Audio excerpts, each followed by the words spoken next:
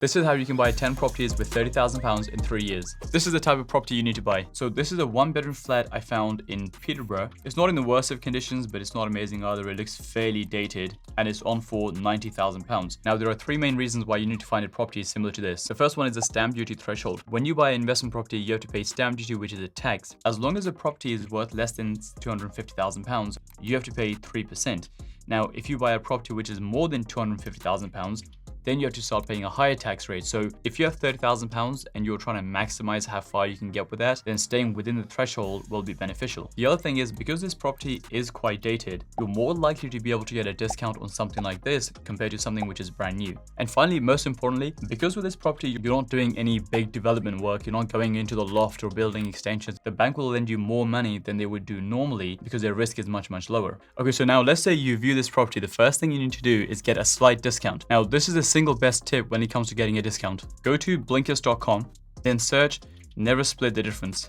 Click on the new version, click read, and then go to key idea 5. Don't compromise, don't give in, and never ever split the difference. So this property is on for £90,000. Let's say you want to buy this for £80,000.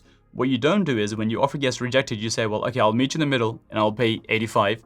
And we'll make something work. In negotiations, you can use time to create pressure. By establishing deadlines, you can force your counterpart to make rushed decisions because you're afraid of losing something in the future. So when you speak to the seller or the agent in this case, you say, hey, I'm looking to buy a property by the end of the month. I'm looking at 6 other properties. If I can get this offer accepted by the end of the month, I'll move forward. If not, I'll progress with one of the other ones where my offer does get accepted. Because you've established a deadline, they know you have to make a decision by the end of the month. That's likely to create more pressure for them, and you might get the deal through as opposed to meeting in the middle the second the offer is rejected. If you want to learn more about sales and negotiation, go to Blinkist, which has 5,500 non-fiction books and podcasts which are condensed in 15 minutes. You can either read the condensed version or you can listen to it just like an audiobook. If you have friends who are also into learning new things, then when you download the Blinkist app, click on Spaces, and you can create your own space where all of your friends can hang out and you can share recommendations. Right now, you can get 25% off the Blinkist annual membership. You can start a 7-day free trial to see if it's right for you by clicking the link in the description below. Let's say you use this tip and you're able to get this property not for £90,000 but for £80,000. This is what the numbers will look like. You would have to put down a 20% deposit, which is £16,000. You would have to pay stamp duty. To work out the stamp duty, go to the stamp duty calculator, select additional property, and then put in your purchase price. So the stamp duty is £2,400. The legal fees will come to around £1,600, and then the finance cost in order to purchase the property, let's account for around £2,000. And then finally, you have the refurb. This is what I would do with this property here. This is currently a 1-bedroom flat with a main bedroom, bathroom, and a pretty big open plan living room. I would close this wall, put a door here, take this kitchen out, run this kitchen along this wall here, maybe even like an L shape or something, and turn this kitchen into the second bedroom. It's going to turn it from a 1-bedroom flat into a 2-bedroom flat, and that's going to massively increase the value. Now, in terms of the refurb itself, the property doesn't look too bad. So the main areas where I would spend the money is on buying the new kitchen, a kitchen this size, which you need for an L shape. You can get all in for about £2,700 from Magnet. I would probably repaint it, I would change the carpets, and I would get a brand new bathroom suite. So if you were to shop around and sort of do the bare minimum you need to do, you can probably do the refurb for around £10,000. So therefore, your total cost comes to £96,000. You need to work out, well, what is this property going to be worth if you turn this into a 2-bedroom property? If I go here and scroll all the way down, click property sale history, click go to nearby sold prices. What that does is that gives you the postcode for this area. Now you take the postcode, you open a new tab on Rightmove, put in the postcode, click for sale. Now this time we want to find 2-bedroom flats, property type flats. Check this box here which shows you all the properties which have sold recently. So let's open this first one here. A 2-bedroom flat which already has an open plan kitchen, which is going to be similar to ours. The property is not in bad condition. This is what the floor plan looks like, so it'll be quite similar to the one we have. Ours might be slightly smaller, but of course ours is going to be brand new condition. So this is worth £120,000. So let's say if you were to turn this property into a 2-bedroom flat, it's going to be worth £120,000. So we know it's cost us £96,000, which is this area here. And in the end, it's going to be worth £120,000. At that stage, what I would do is I would refinance this property.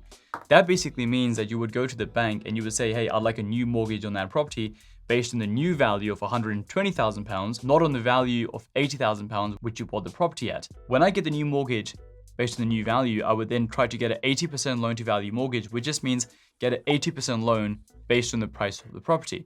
So if we take £120,000, multiply that by 0.8, that gives you £96,000. So 80% of the new value is £96,000. So that is your mortgaged amount. So you spent 96,000 and the bank has now given you 96,000 back. In the end, the property hasn't cost you any money because all the money that you've spent, you've got that money back. So you end up with a 2-bedroom flat which hasn't cost you anything, and the £30,000 you invested in the deposit, the stamp duty, the legals, finance, and the refurb, you've got all of that money back and the property. So if you were to find similar properties and repeat this exercise 10 times, you would end up with 10 properties with only £30,000.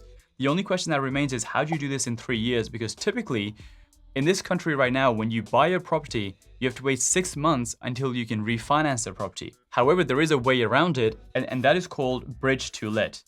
What that means is, rather than buying this property on a typical mortgage and then waiting 6 months in order to refinance the property on a new mortgage, you can get a product called a bridge to let, and I'll leave my finance broker's details in the description below and you can get in touch. What that will mean is, when you buy a property for £80,000, when the bank goes and values the property to work out, well, is it actually worth £80,000? Not only will they work out what the current value is, they will also give you a value based on the works you tell them that you're going to be doing. So for example, you say, hey, I'm buying a 1-bedroom flat, I'm going to turn this into a 2-bedroom flat. The bank goes in there, they value it as a 1-bedroom and they value it as a 2-bedroom. And what they say is that, hey, okay, well, we think it's worth $80,000 today. If you turn this into a 2-bed, we think it's worth $120. The benefit of using a product like a bridge to let is that the second the works are done, you could do the entire works within a month. You can then refinance the property straight away and you don't have to wait 6 months. So if you are very efficient when it comes to your refurb, you can start refinancing the property after 1 month, not after 6 months. And so therefore, by the time you buy and you renovate and you refinance, that might be around 4 months. I mean, 4 months is the fastest I've done it. So I bought a property in Brixton, which I turned from a 1-bedroom into a 2-bedroom, and that entire process took about 4 months. Now, normally that would take a lot longer if you didn't have this product.